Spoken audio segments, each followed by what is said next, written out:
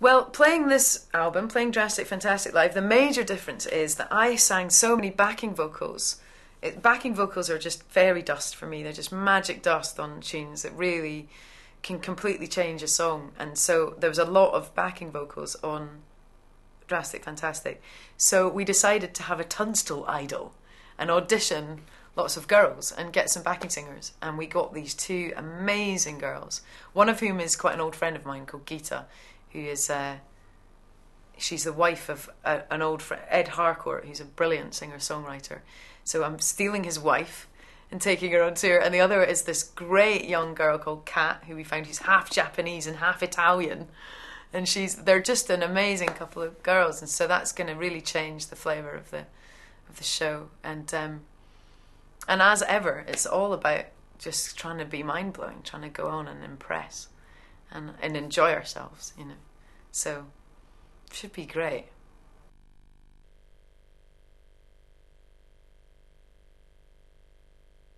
Festivals are part of the meaning of life, actually, I think. And whoever hasn't discovered that needs to catch up quick, because the time is now. Festivals are more popular than they've ever been. And, you know, I mean, when I go to Glastonbury, it's just the level of tolerance between people who are usually just horrendously angry and frustrated with each other when they do, you know, if you've just got an oversized bag on the tube, someone goes, "We're not all on holiday, you know." I'm like, I'm not on. And then you're at Glastonbury and you fall over and 5 people come and try and help you up, and it's just gorgeous. It's just proper hippiedom, heaven.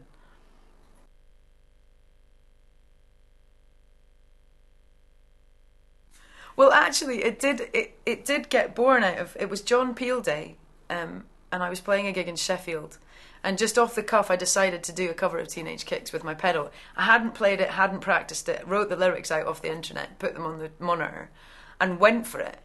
And I came off stage and the other guys in the band just went, "You're a punk!"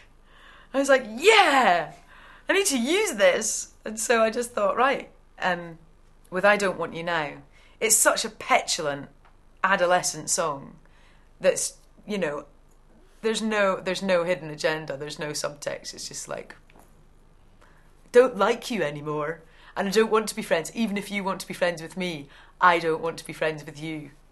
And it's just petulant. So it was just a perfect match to get this little naughty punk spirit out and make some noise.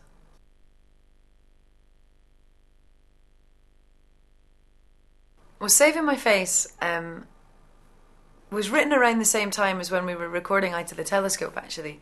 But it was just, all the songs on Eye to the Telescope were very, for me, very personal, moving, intimate songs. And then there was this big, thumping, soaring pop song about plastic surgery, and it just didn't quite fit. I was like, okay, I'm going to leave that one for the next album. So I always knew that Saving My Face was going to be on this album. And I think it's even more poignant now than it was when I wrote it, because of this, you know, amusing and crazy path that I've been on, which has often taken me out to Hollywood. I've been in LA quite a lot, and that's where the whole idea of the pursuit of beauty is most prevalent. You know, it's just rabid. But I've always been very fascinated by this idea, particularly being female, and particularly going through that whole thing of not getting a deal when loads of blokes, like hairy blokes with beards, were getting deals. I'm going, come on, I don't have a beard. Maybe I need a beard. I don't know. It was very odd, but this idea where our culture is so obsessed with female perfection. And I'm not actually anti-surgery. I think, you know, if I get the wobbly turkey when I'm 50, I may well go and see a private friend with a knife. I'm not against it, but what I think is really weird is this kind of denial and refusal to allow any change to happen to you.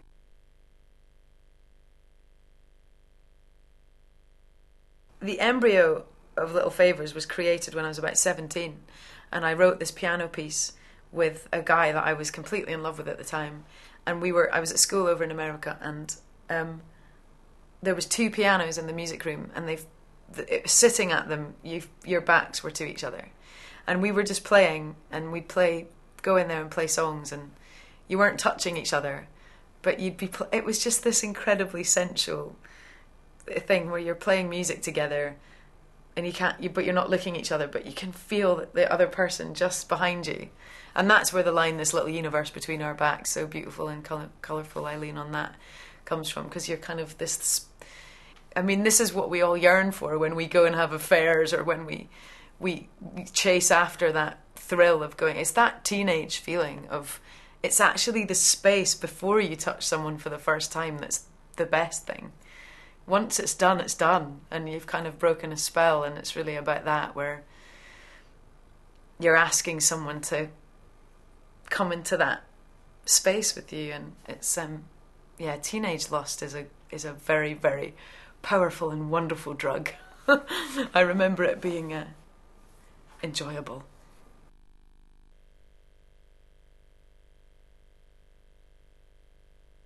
I get quite frustrated if I'm listening to an album and there's kind of a really upbeat tune, and then there's a couple of downbeat, and then there's a really upbeat one, and I want an album where I'm in that mood, so I'll listen to that half of it, and then if I'm in this mood, it's quite good that you can just go from number 6, and you know that you're going to get what you want. I think that's good. Given the choice, I probably would have put it on 2 CDs, this album, and done a sort of night and day, just done 2 different feels of music. But the end songs, like Beauty of Uncertainty particularly, which really is a bit of an odyssey for me, it's a bit of a departure from what I'd usually write, and it was very influenced by writing for a film.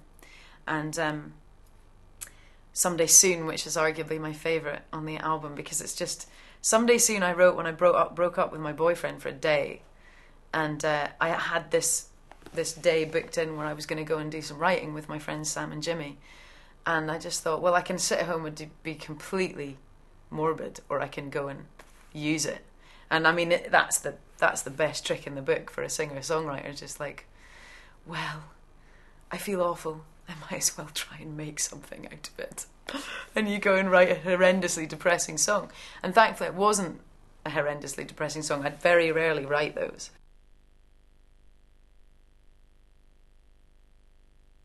There's Paper Airplane, which is a very old song. I wrote that when I was about 17.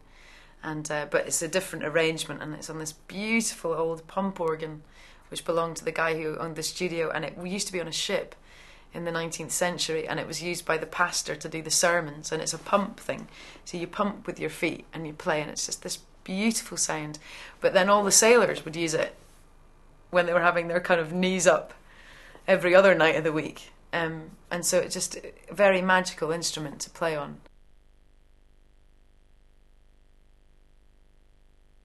I like to think that all the ballads on this album are they're quite mysterious.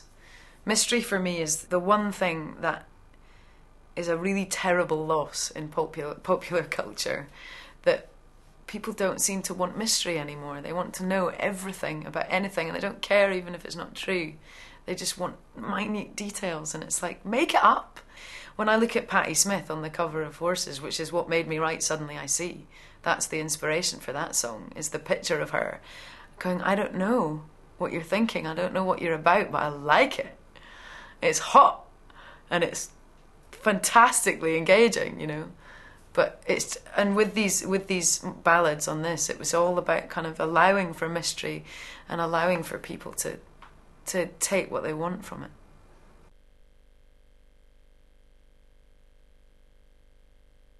For things to stay the same, for things to be static, for me is dying. It's just death to me. That's my worst nightmare, is things staying the same. It's awful. You've got to progress, you've got to change. Otherwise you're a machine, It's just, what's the point? So it's just, Drastic Fantastic is kind of it's shedding a skin, really. It's coming out of a pod. It's got wings.